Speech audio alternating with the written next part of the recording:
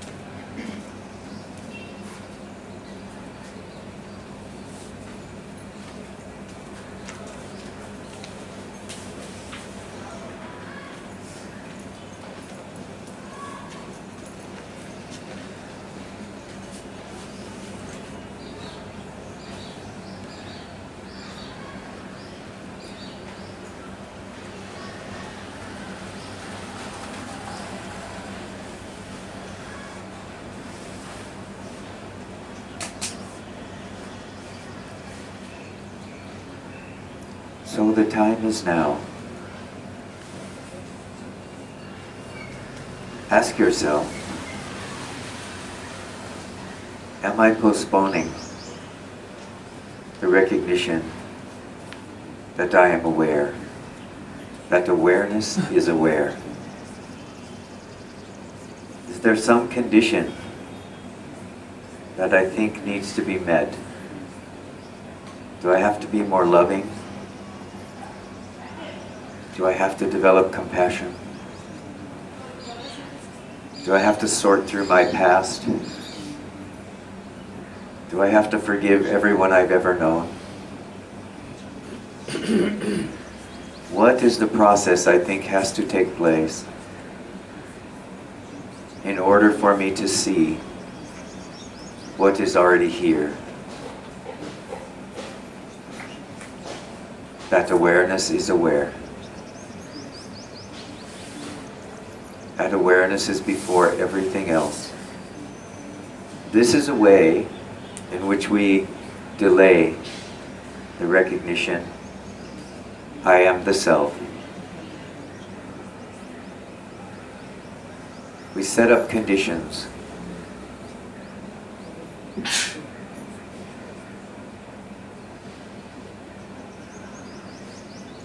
And then rather than asking the question, am I aware, here, now?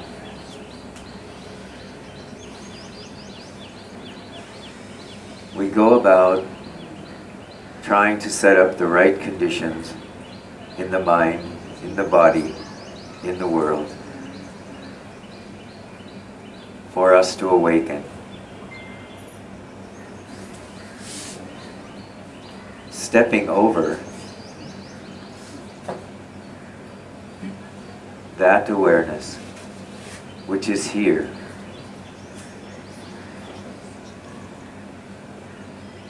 And is the field in which all of the conditions which we are requiring in mind, body, or world are arising.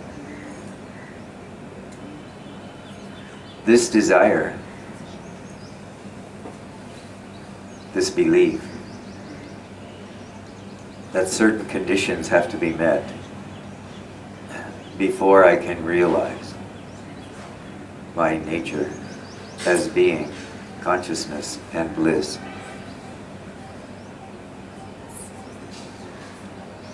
Is the way in which we say, not now. Tomorrow, I will do it then.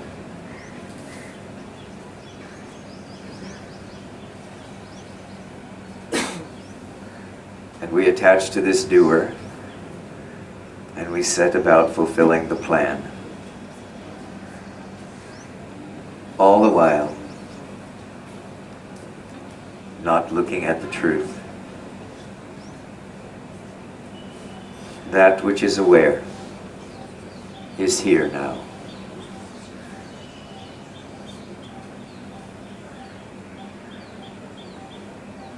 It was here before, and it will be here after all of my plans. That these plans, strategies, and schemes are the way of mind, enticing us to give attention to the unreal.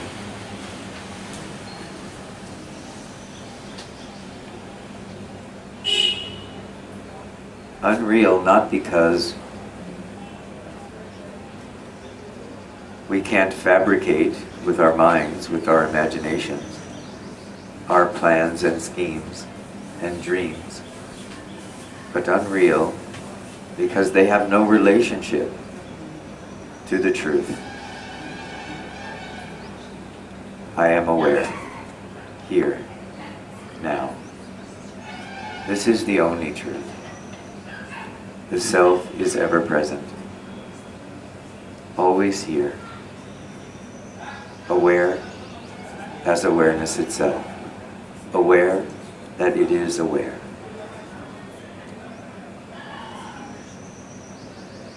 Look now.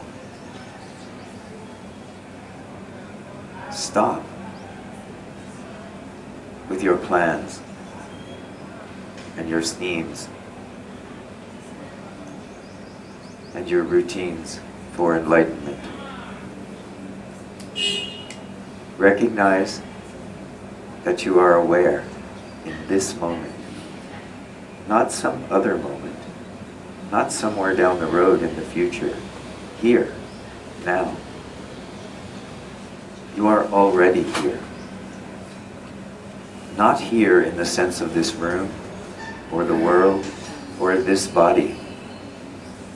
Not here in the sense of your senses or your mind. Here as awareness itself. That which is ever present and makes it possible for you to know anything at all, and makes it possible for you to know everything in any moment that you need to know something.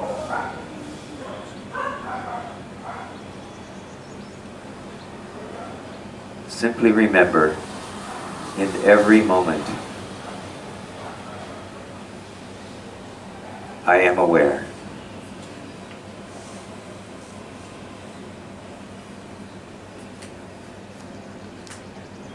Sri Bhagavan Ramana said, come to the position I, just the simple recognition, I exist.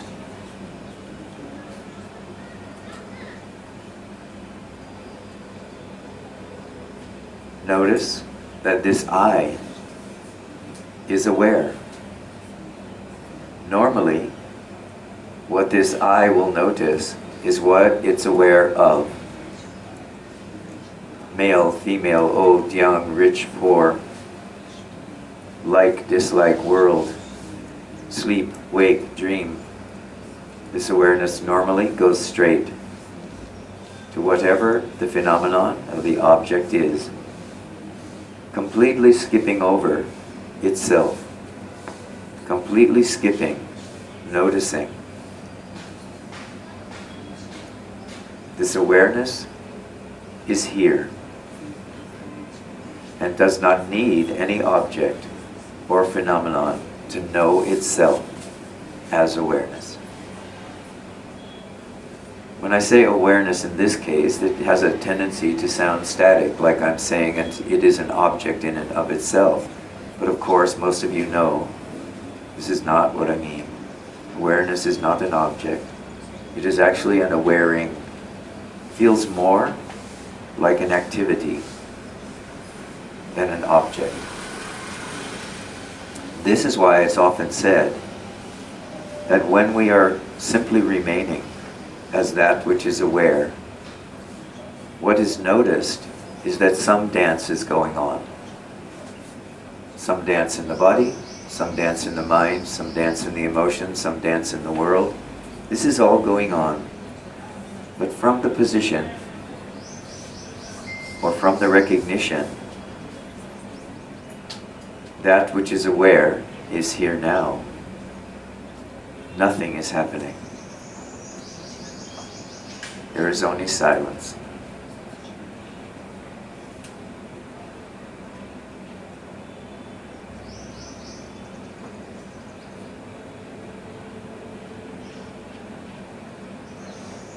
From this recognition, it can be seen that life itself is dancing. Even this body-mind can somehow be dancing.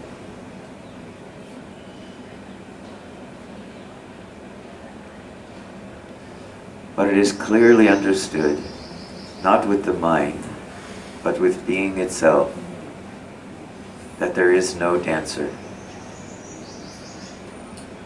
Just the dance.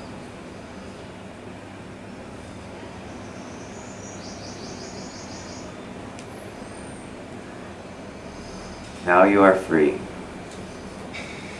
There is only freedom. Just the dance. Is this enough for you? Yes. Is it enough for you to be no one, going nowhere, needing nothing, wanting nothing, but always embracing whatever is?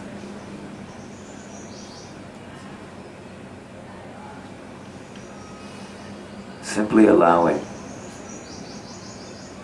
that which is you, which is the silent, true you, to dance without knowing what the next step is.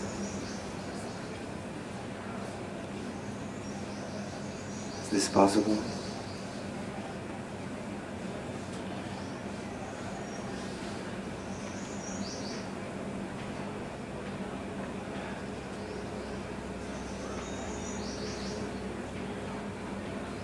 Don't wait for some future time.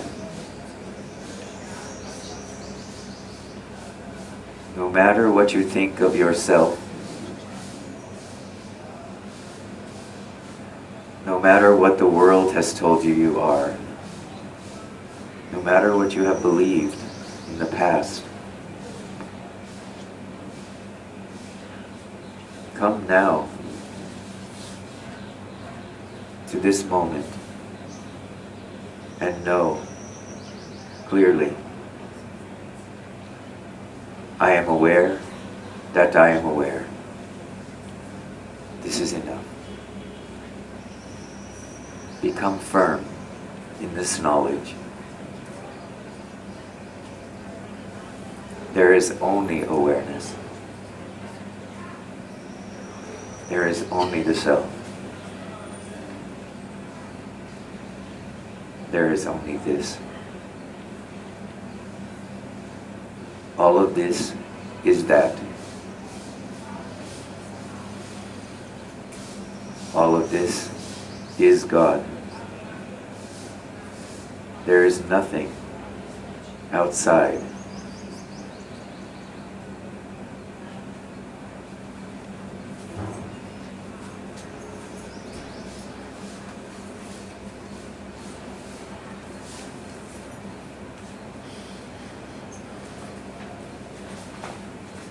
If you persist in this way, everything can collapse around you. Everything you have thought you were, everything you thought you must do, shatters like fragile, brittle glass all around you. And when it all settles, there is still the recognition,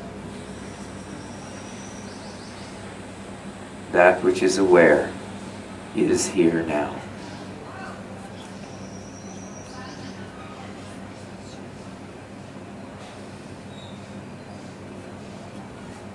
You are that.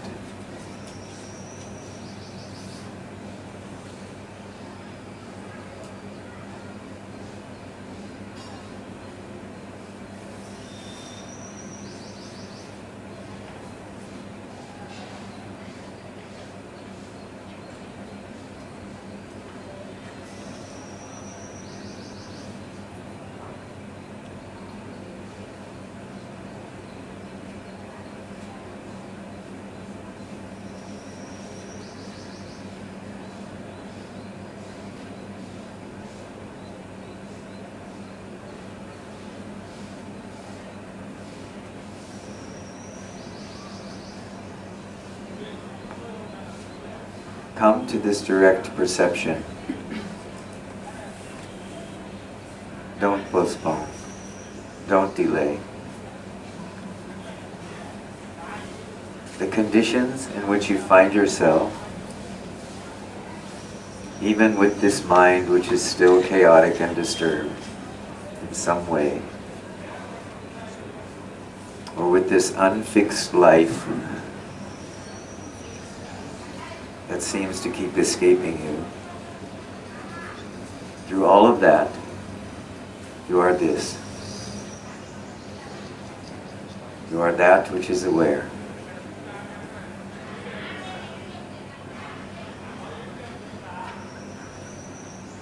Lose interest now in all the particulars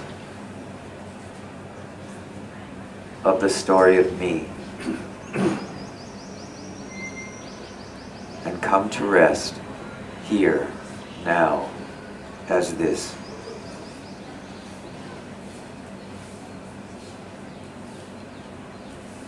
Then, for you, with this perception, it is finished. Can you see where I'm pointing?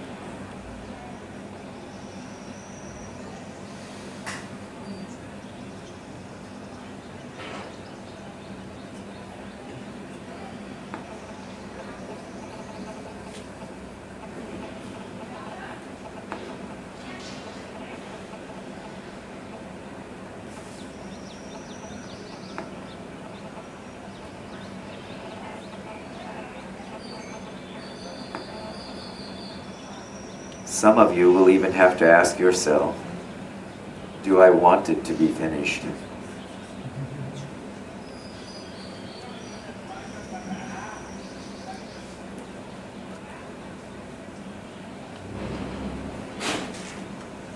Maybe not.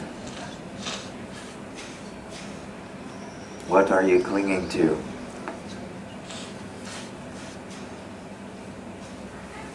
This is just a story of me. Whatever you are clinging to. Without me, without mine, there is no one to cling. So if you find yourself clinging to some belief about yourself, or about how your process needs to be, or how things should go, or how the world should be, understand that you are postponing. The realization that you are the self, that you are that which is aware, that all of this is the absolute, divine God.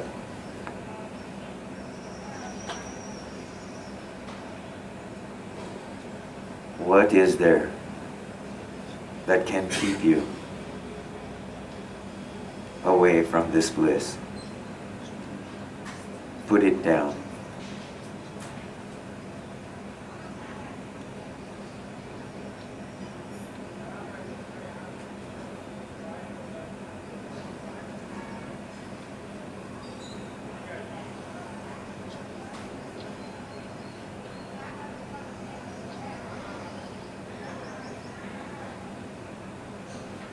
That which is eternal, unborn, undying, infinite, is here now.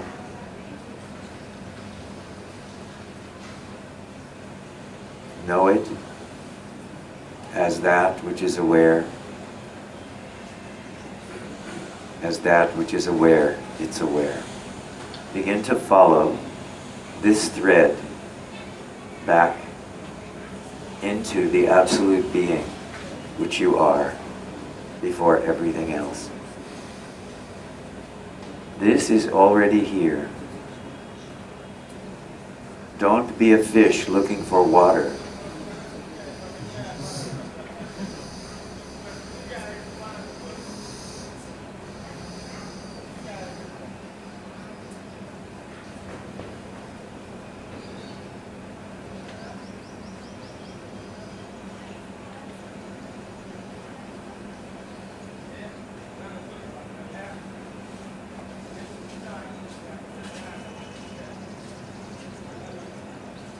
Even when you stop looking for water, something will keep swimming.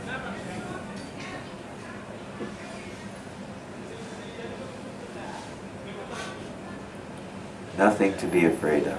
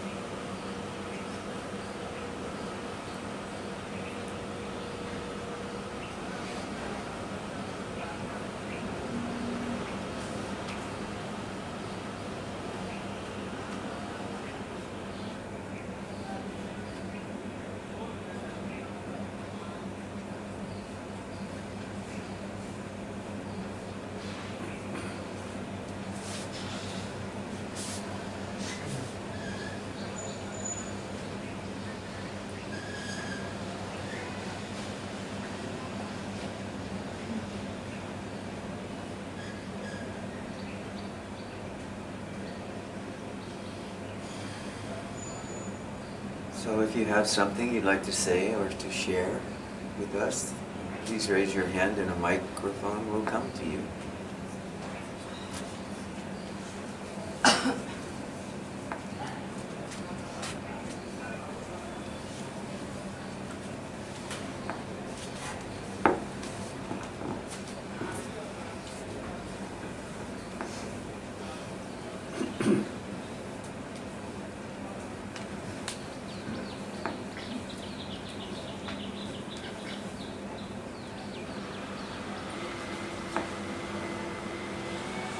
I rarely hear the word love. God is love. The love that makes the world go round, all of those things. What does love have to do with it?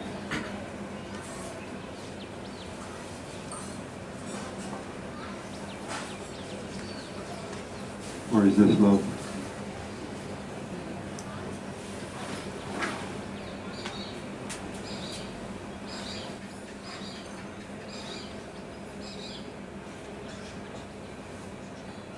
Love in the sense of the self is everything.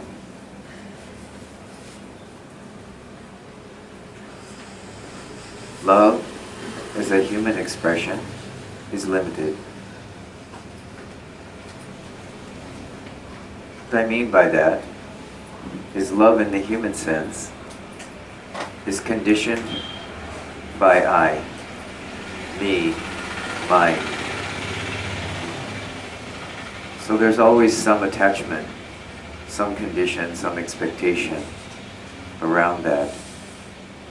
But when we speak about the self, the absolute, God, then we are talking about the unconditioned. So unconditioned that yogis, saints, sages, philosophers throughout time have used dozens of different words to try to describe this unconditioned recognition that life itself is here now.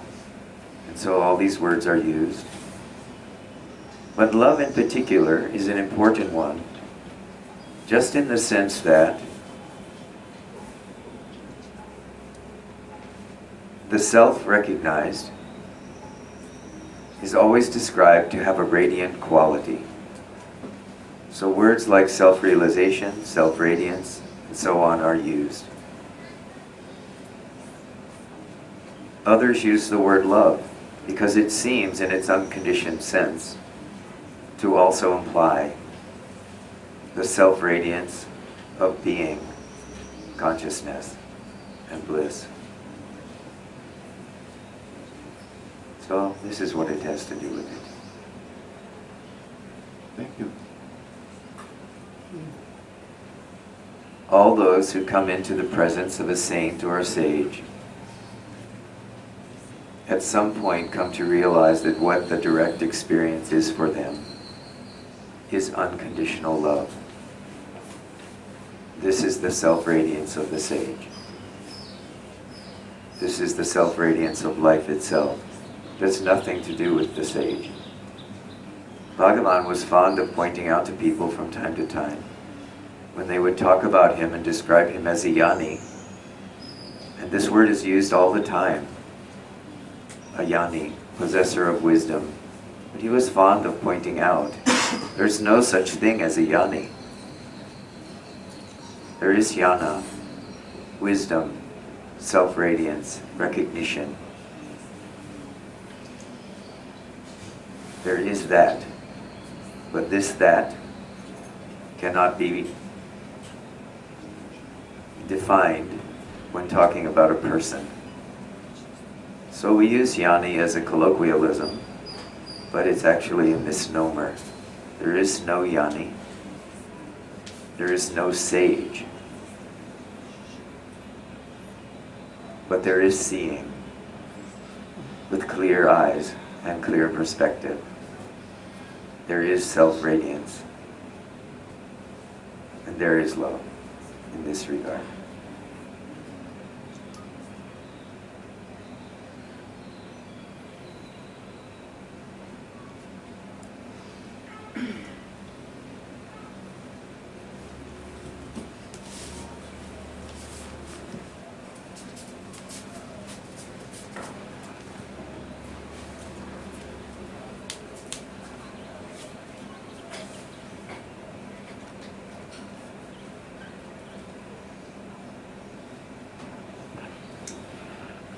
Talking about words as trying to describe that which cannot be described.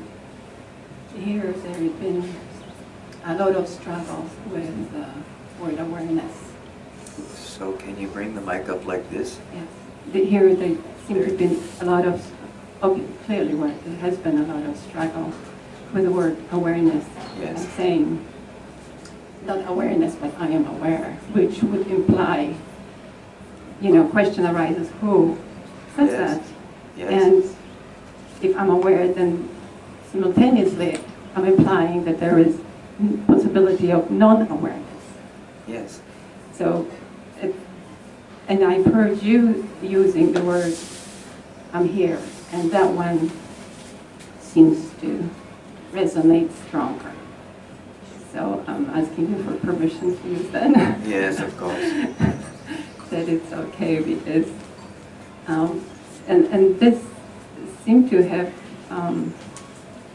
led more towards the inquiry, asking question, who am I? Because that kind of tends to lead me to more of that, or at least it's like I'm avoiding this struggling with words. This leads me to wordless. But still, I've been going to Ramana Ashram and sitting with it and in inquiry. And after 2 hours, the mind seems to give in a little. The first hours is such a struggle. So I wanted to ask you if Vipassana would be helpful in this, in my case. Or would I be introducing yet another something?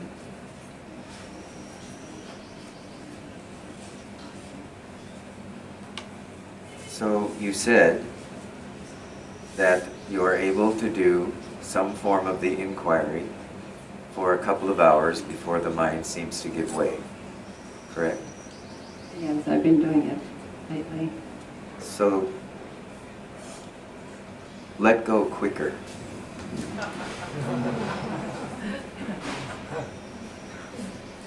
If I say, as I do, ask yourself this question, am I aware? Or use the statement, I am aware. You're not being asked, it's not being pointed to, that you look for some object. Even when you ask the question, who am I?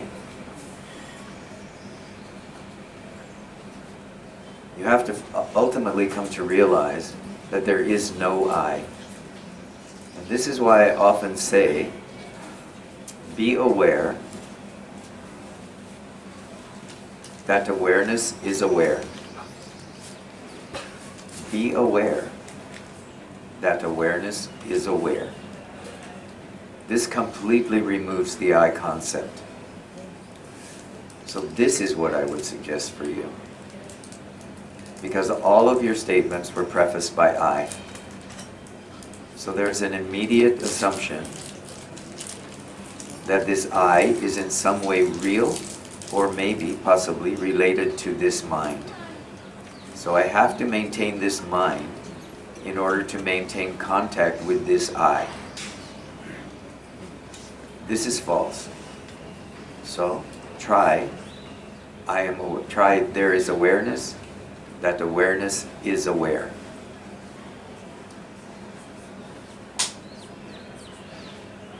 Don't go to the I for refuge. Don't use that as your anchor. Now, I'm not saying that to everyone in the room. If it doesn't fit for you, don't pay attention right now. Some of you, the I is the most important anchor you can have. Because this I is the very first thought, and it is the last thought that needs to be dissolved. But if you have this kind of mind, which tends to look through questions of the inquiry, several of which I've shared here. Am I aware? What is aware? Who am I? Questions like this, what is here now? These kinds of questions. These are all forms of the inquiry. But ultimately, I am encouraging you especially, but all of you, to move to some form of the question where the I assumption is just not present. So there is awareness, that awareness is aware. Come to this. Do it now. So if I say to you, is awareness here? What do you say?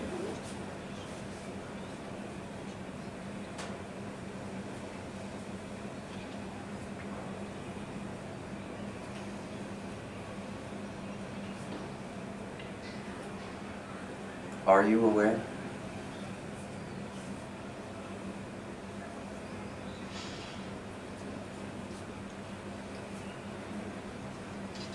So there is a recognition that there is something here. Very good. Stop there. Notice what she just said.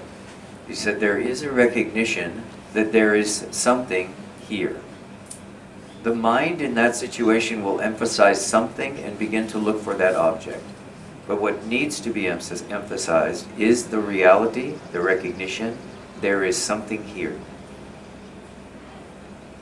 If you don't label that something, I, me, mine, then you can just rest in the contemplation that something is here. This is a profound place of not knowing, of being willing to be here with what is, without labeling it as a something, as an I, as a me, or a mine. Is this possible for you? Yes, yes. And when I look, it's that something here. Just there is no time frame for something. It's always been. Correct. Is that all? And that's something, though we're not labeling it anymore. Is it always here, or is it only here when you look?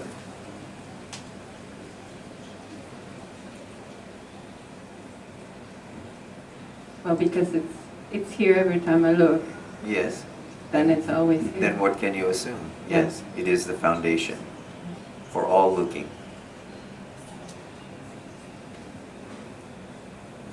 It is here whether you're awake, whether you're asleep, whether you're dreaming.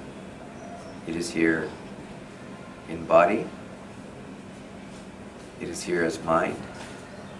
It is here as world. It was here in the past. It is the only thing that connects you to what you imagine your past to be. It will be here in whatever you imagine your future to be. It is here in what you are calling this present. Whether you call this present today, or this minute, or this second, you can find this awareness, this something, before all of these. Isn't it so?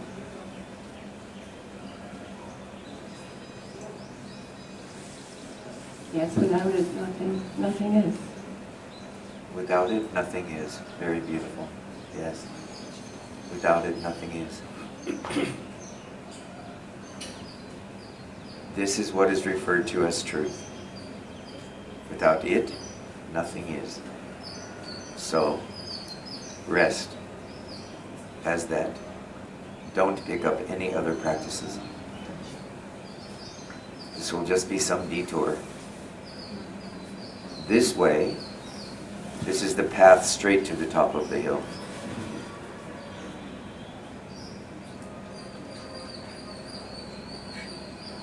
You know, the question now came up, so what do I do now? Aha, yes. Yes, the doer comes right back in. But you have already seen what's here.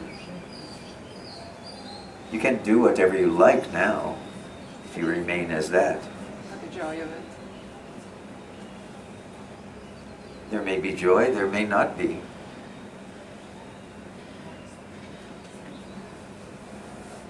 Does the joy or the lack of joy, does that affect or impact what you have just seen? No. You can momentarily distract, but it doesn't change the foundation, that from which you are now looking.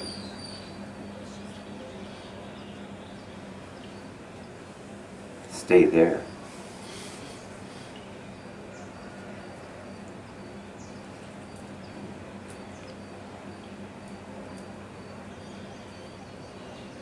And because you know now that this is always there, you can stop looking.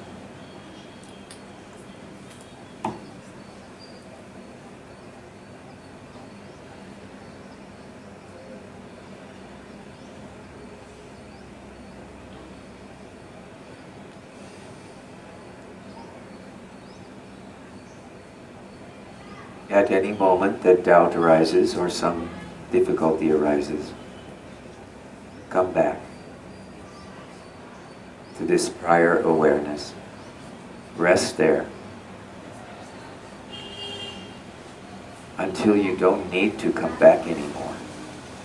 Until there is the direct perception, the direct experiencing.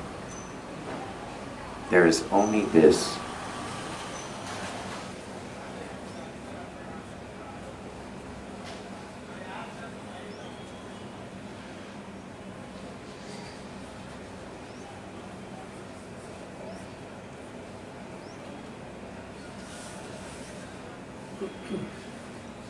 Having come into the shade, be unwilling to go into the scorching sun of the mind again.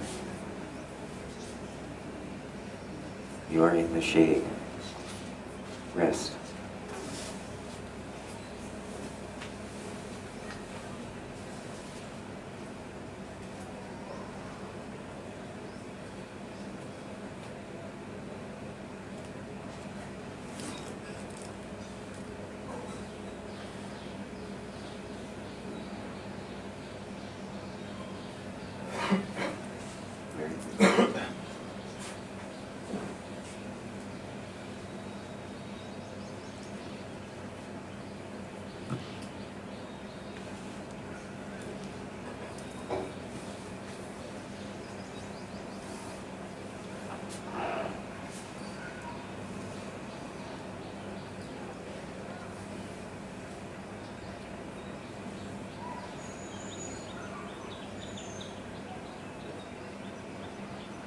Half of the truth speaking half of the truth would be having asked Avanachana,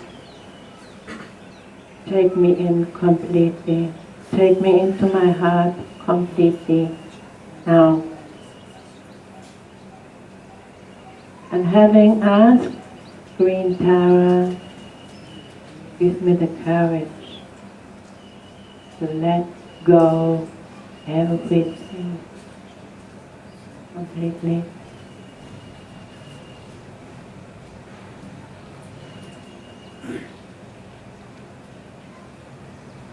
Speaking the complete truth, nothing happened, just stopped. Everything just stopped.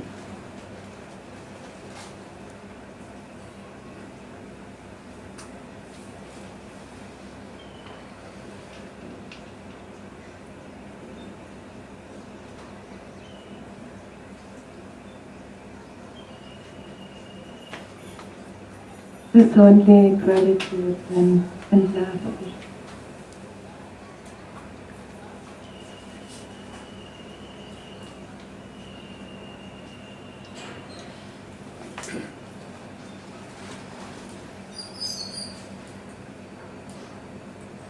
And maybe I want to come an additional encouragement to all of us.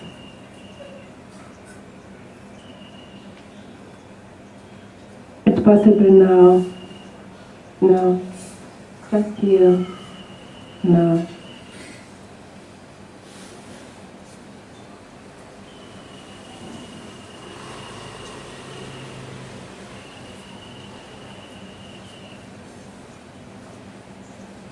The experience it is not the truth that the silence is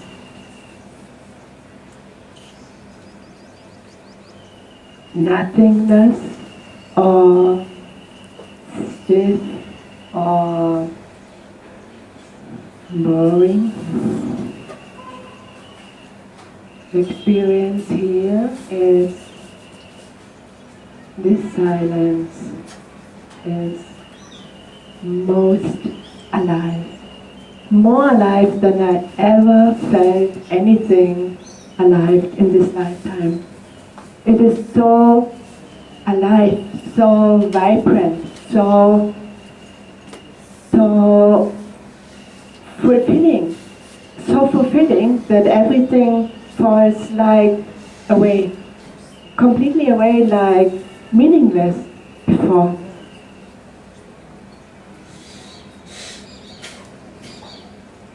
So feel free just to be.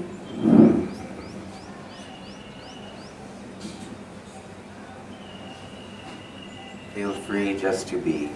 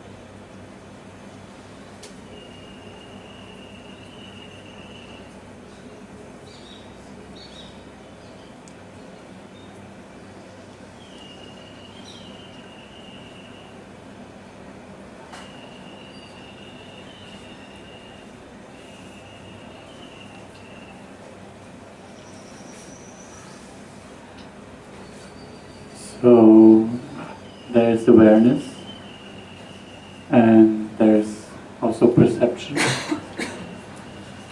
Perception of body, perception of voice or words. Yes, this I'm referring to as perception of objects, yes. Mhm. And what is attention? What is attention? What is attention? Some of you have heard me answer this question a few times. What is attention? Anyone? Attention is the food for thinking, for thoughts, for experiencing. This is a natural tendency in the mind to turn to whatever object is strongest and feed it. And so when there's awareness, Yes. there seems to be random attention or random perception actually. Yes. No decision to have a certain attention or a certain perception. It seems random. Well, in fact, we just can't keep up with where attention can go. It happens so rapidly that we actually don't realize that for the most of our day, most of our waking state, we are not paying any attention to what phenomena are present in our environment beyond one or two or three select things. Attention itself has the capacity to move very rapidly and is continually scanning the environment in which it finds itself. The Buddha said, attention can move to 17 different objects within 1 second. So this speaks to the capacity of attention, if you will, to simply scan the environment. It's not opinionated about anything at that moment. It's only when something becomes strong enough, as you said, that the attention sticks there for a moment or for an hour or for a month. And so there's also the opportunity to guide their attention. To what purpose?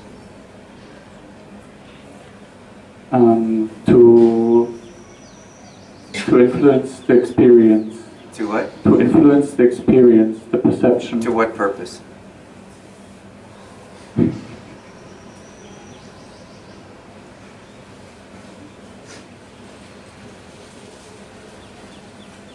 So this is an act of mind.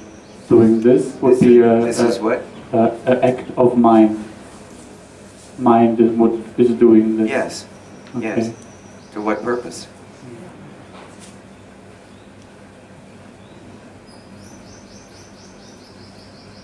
Of this. Yeah. From the point of awareness, there is no purpose, of course. So, if there is no purpose to awareness, with which I agree,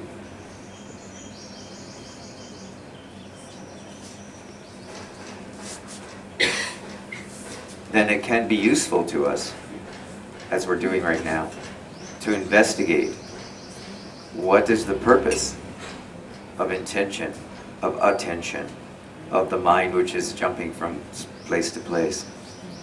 If we investigate this deeply, we see that there is always some goodie involved, some sweetie involved. That this is just the habit of mind through conditioning. Conditioning in this lifetime, conditioning coming from the past. So this is just the habit of the mind. It is a characteristic of mind, so it isn't a problem. This mind is also God.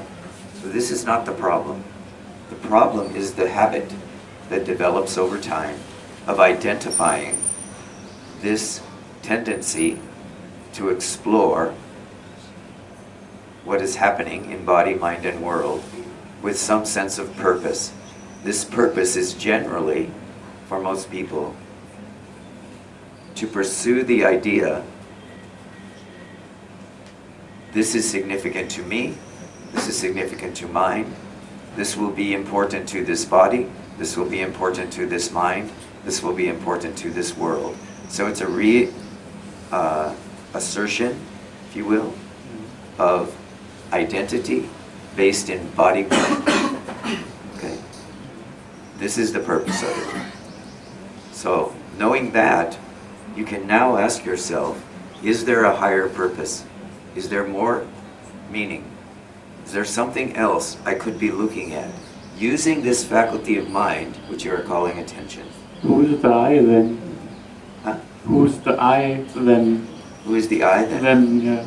Is there not... Who's doing this Right. Is there... process? Yes. Right. Is there not for you an experience that you exist? There is. There is an experience you exist. Mm-hmm. Who is this I? Who is it that says I exist? So when I let go of everything, there's awareness, Ah. which seems without decision. There's nothing. It right? simply is. And then it is, and action, there's not so much action going on, but when there's action, it seems to be imposed. It's just like, it is happening, I can observe it then. Yes, it's spontaneously occurring. Yeah. Yes, you can say. It's And just happening. so there's also a decision of going in a way, Yes. a way of taking control. I'm wondering, what is it then which takes control? Better to ask the question, what is the purpose of control? Because you have to undermine that question It goes together with an intention in a way, with an intention. with attention, yeah, like. Attention is not asking for control. If you really look at attention, you can see that it is not personal in any way. It just moves from whatever object is weakest to a stronger object, to a stronger object, to a stronger object. It has no intention, no purpose, no meaning. That's Okay. just its nature. So look more closely at that habit. It's not looking for control. The idea that it is looking for control is coming from your mind. That's an interpretation that's happening. Okay. Attention is without any of that. Attention is just moving randomly, actually according to the level of stimulation. Yes, you can be feeling very, very happy and very contented until you stub your toe. Right? Attention is immediately on the pain and you're jumping up and down and saying, oh my God, what have I done? What have I done? This is happening. Right?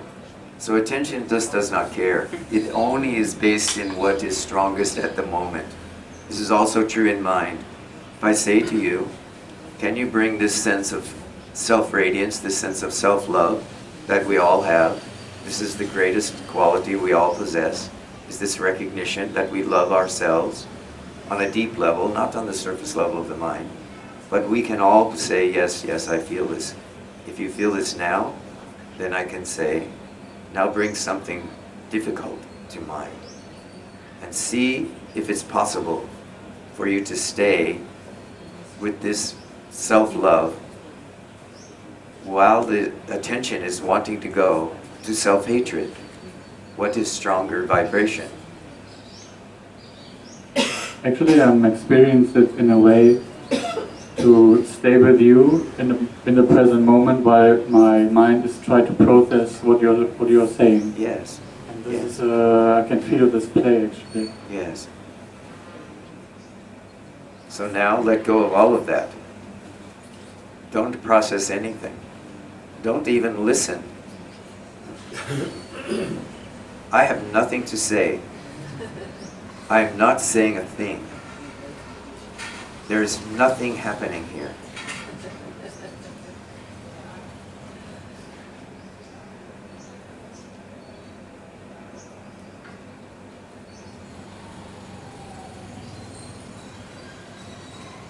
And yet, everyone knows I am here. Before all this attempt to track anything, before listening, before even the recognition of attention, that which is here, as reality itself, is here, it's always here. It does not need interpretation by the mind.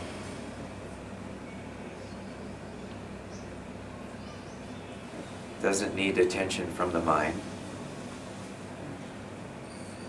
direct experience that you are the self, this recognition, when it is true and real, even allows the mind to go on doing all of this business, attempting to control, placing attention on things. But there's just a very low level of interest in that. This is why I say the dance will go on, but without a dancer. This is my call to you. It's for you to allow the dance to go on without supposing there is a dancer. Can you do this?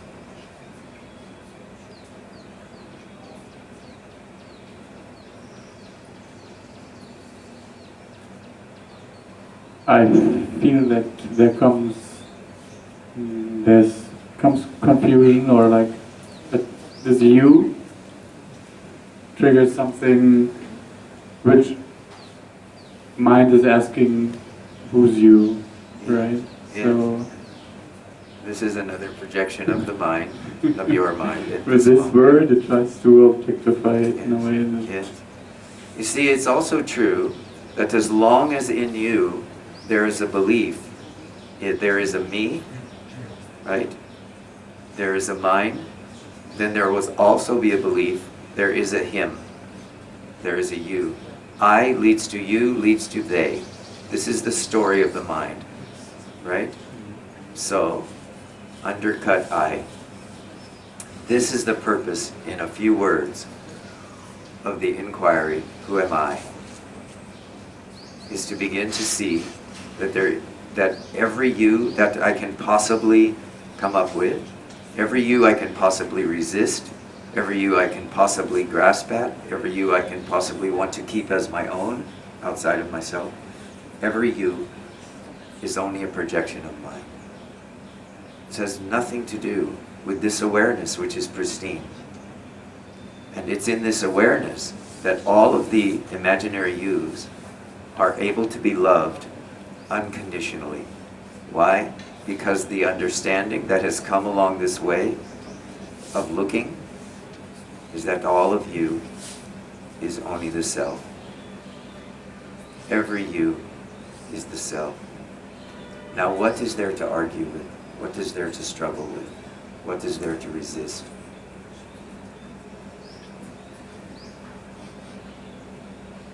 If there is self-love and self-radiance, there is love and radiance for all self, for all the self in all of its manifestations.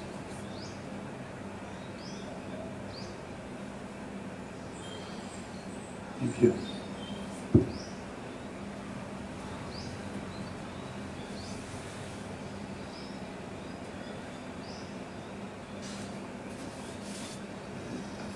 Very good.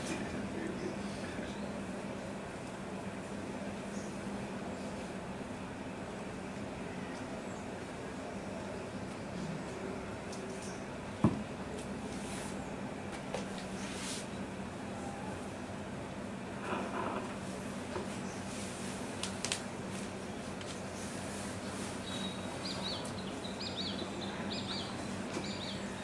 So I was long time busy with changing the condition of the mind, changing condition of habits, how the brain is function, how I can change or open up traumas and whatever. And then I realized, okay, it's a never-ending thing.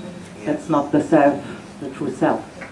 So then I recognized more than once that there is this consciousness which is always there. It's not an experience, not a feeling. I even don't have to go anywhere. I even don't have to sit in the Ramana ashram, no self-inquiry, nothing is Very needed. good. Yeah, very good. So, and still, then there comes the doer inside who is telling me, but wait, even if consciousness is expressing itself through your body-mind system, maybe your body-mind system has some preferences. And even if I'm not attached to it, even if it's not going to happen, but there might be some preferences. And then I got a little bit stuck in this question, and then I thought, but maybe the question even itself, it's not really interesting. Maybe the doer just want to have a legitimation to be there. Yes, give me a sweetie. I want some sweetie. Yes. and then I realized, okay, but maybe it's only the doer have really the fear to let go everything. It's just the feeling of a security feeling, Yes. holding on something. And even if I know it, there's still a fog around it, or confusion. Not the confusion is not the right word, but the fog. So Yeah. Yeah. So this is a really good description that of what can happen. That you can have this recognition of the self in some way, small or large, and then what happens is all of the tendencies which have been there in the past, hiding from this investigation, they all begin to come. And one of them for you is apparently that the only way you're going to resolve this is by doing something, by being the doer. So now the remembrance needs to be, this is a tendency. This has nothing to do with the past. This has nothing to do with your habit of investigating through all of these different channels. Just to remember, this is a tendency. This tendency comes because I know I am here. So come back to the knowing that you are here, that awareness is here. The more quickly you do that, the more you're able to take the tension off of, take the attention off of the tendency which is coming in order to tell you, oh, you cannot be that because you still have this thought.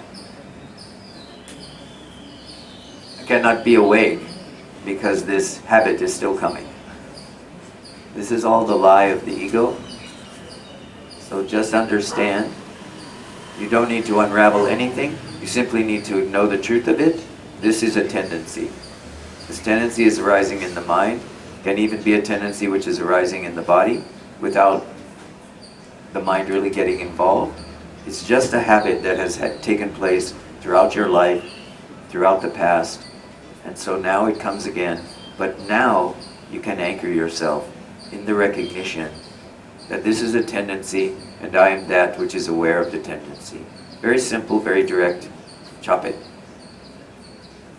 Finish each one as it comes. You don't actually have to do anything, right? I said chop it. This implies in some way something for you to do, but you don't have to pick this up. You can simply notice this is a tendency and go back to the recognition. There is nothing here. Now this nothing is not the nothing of emptiness that says, if I just am aware, there is nothing. Now I just become bored, and so on. If this is happening for you, this is a false sense of emptiness. The truth is, as she said, the truth is about recognizing that when everything drops, there is still something here, and this here is very happy, very joyful. Doesn't care about the steps in the dance, but enjoys the dance anyway. So this is where you can say, in some way, there can still be some preferences which rise, but the sages have said over and over, the life of the sage is a life of pure enjoyment. It's not that every moment is a moment of pleasure.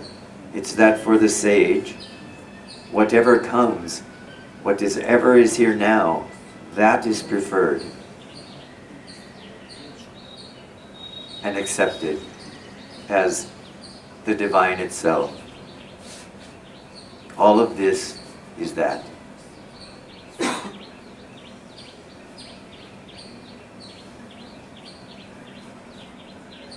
And all this thinking about it can just be lost. Like you said, you lose interest in it. Very nice, very beautiful.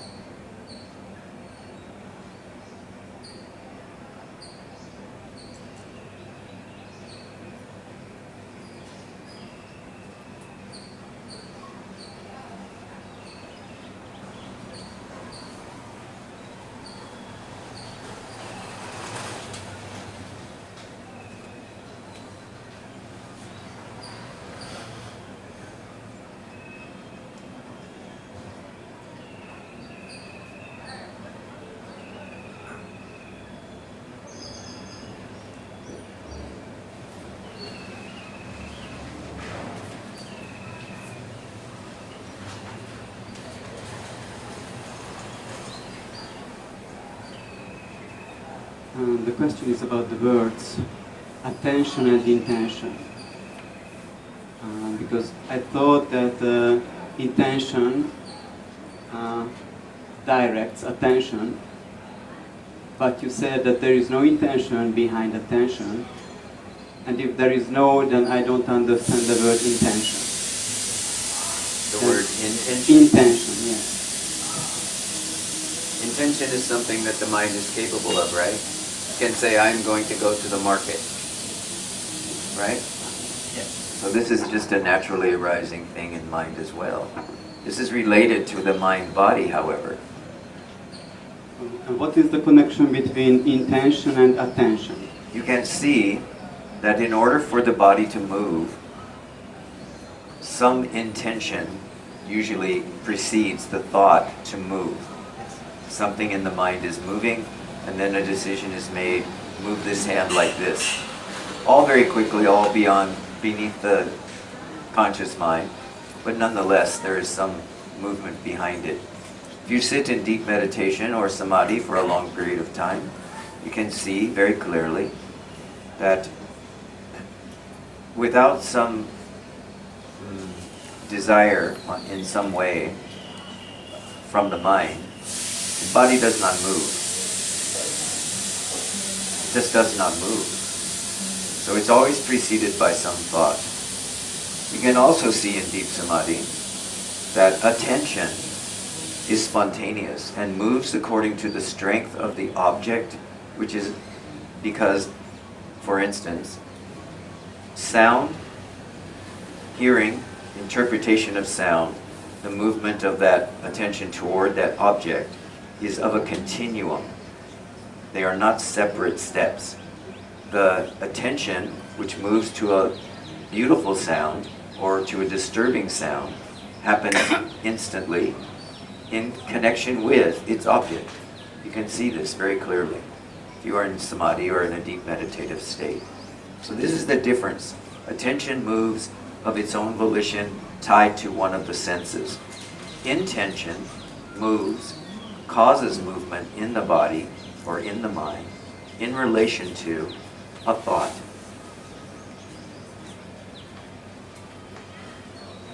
And then is there a connection between intention and attention? I mean, in this way it seems to me that intention is somehow a product of attention. Say again, intention is a product of attention. Yes. Yes, because in a way, if you are just here as awareness, as empty awareness, right? Just the recognition of pristine presence. What you have had to do in order for that to happen is you have had to suspend this faculty of mind to move spontaneously and organically toward any object which appears, right? You're no longer interested in what's appearing in the field of awareness. You're only interested in the field itself, right? So you have, in some way, you have come to understand that this is something that can be possible. You just drop it. So you have suspended attention. If you want to move the body at that point, you must somehow release that attention into the body, and then that attention can feel the pain in your knee or the ache in your back, and it can say, it is time for you to move. So the attention, the intention to move can come out of the attention which has been released. But understand that all of the samadhi states are all related to this ability to suspend attention and intention on objects which are external to awareness, and to rest as awareness itself in the deepest places where the five senses and the mind cannot impinge. This is the samadhi state.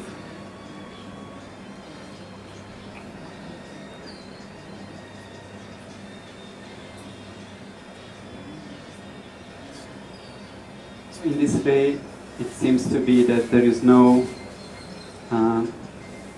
subject.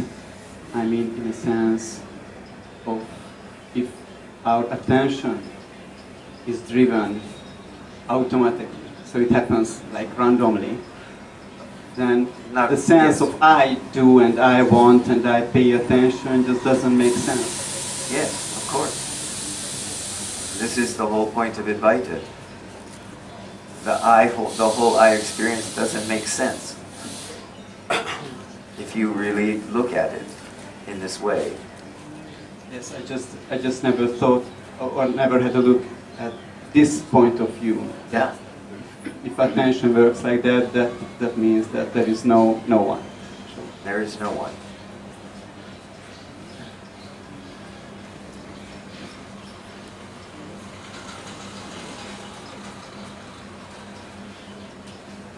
And yet somehow the dance goes on without a dancer. Who knew?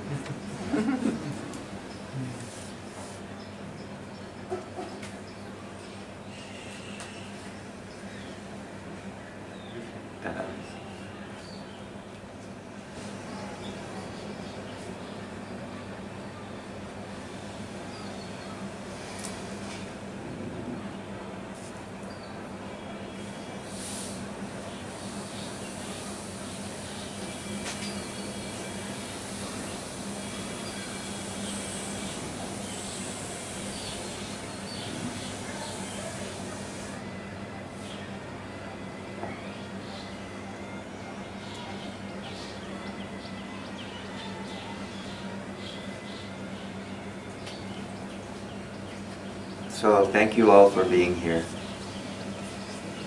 for coming to Satsang this season, for being willing to share your experiences and to inquire with me and with the others who are here.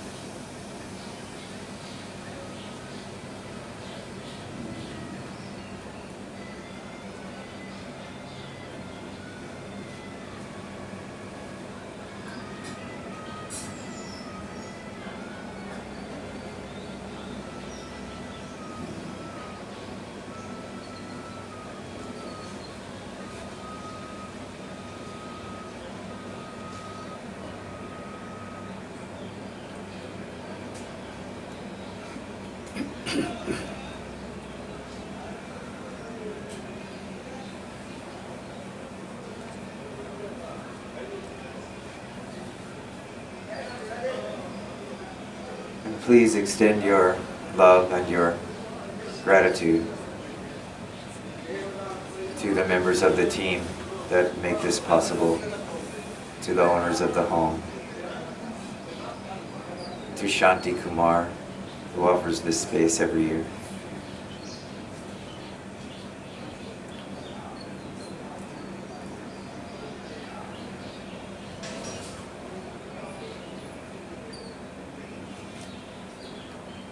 Thank you, thank you.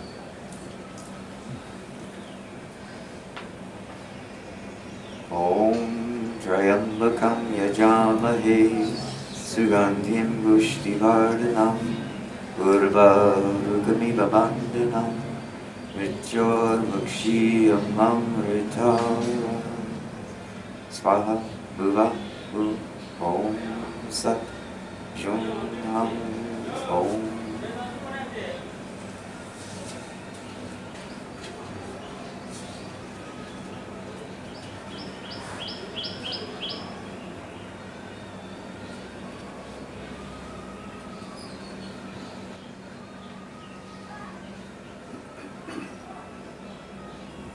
Namaskar. Namaskar. Namaskar. Namaskar. Namaskar. Namaskar. Namaskar.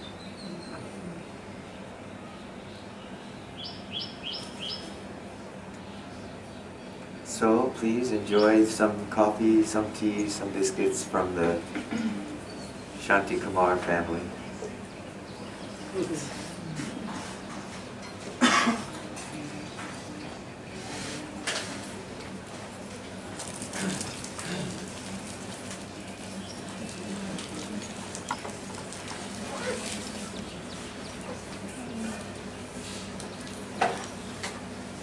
I will sit here for a few minutes if you'd like to come up and say hello.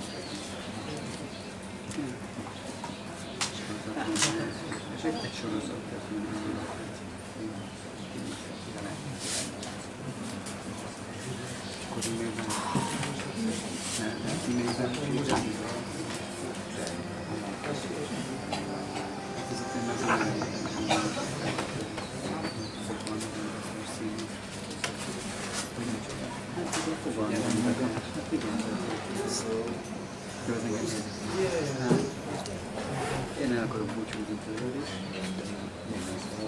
Csak el Magyarországon. Most.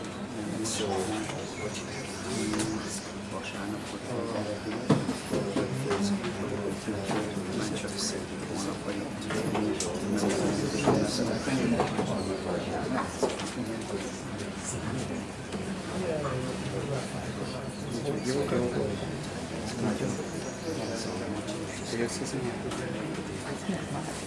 Gyógymány is vagyok. És nyáron vagy? És nyáron is?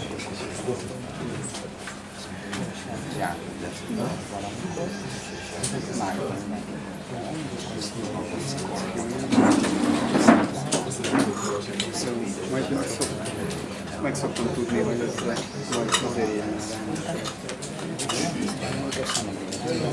Majd érdeklődök.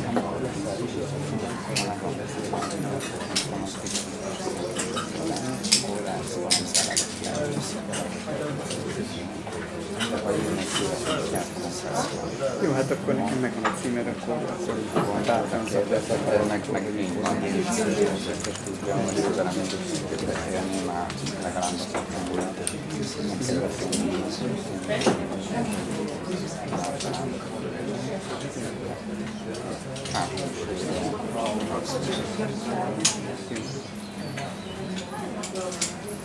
akkor nagyon köszönöm mindenkit.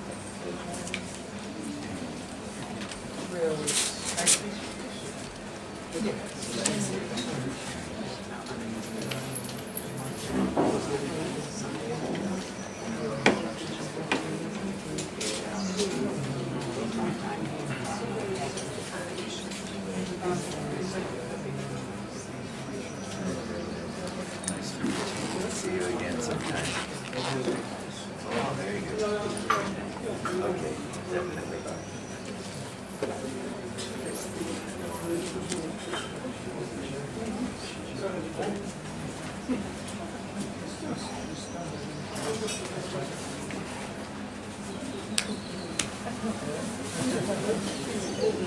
Nice to see you.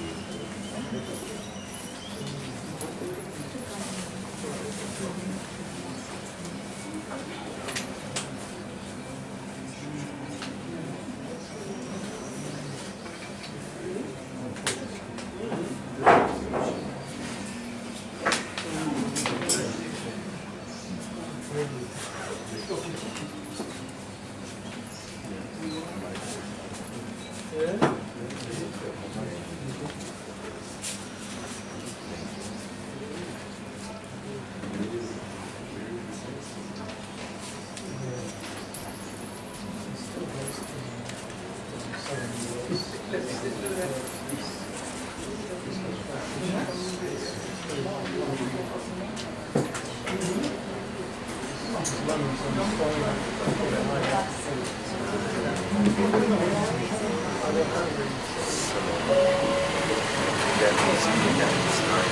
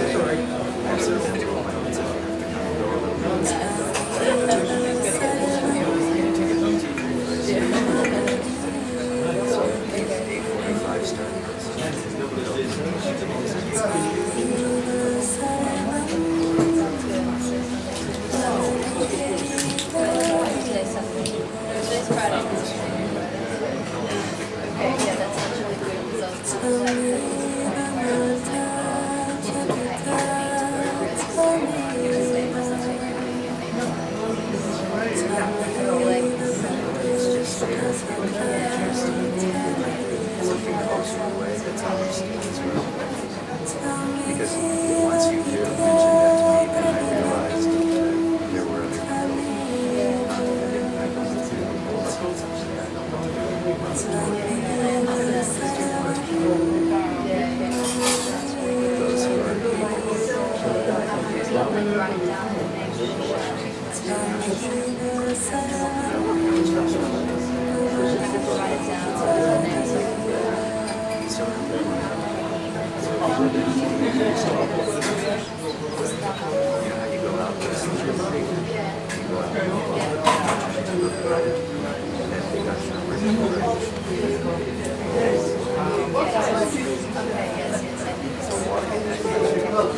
enjoy it. It's a beautiful ashram. You might enjoy the silence.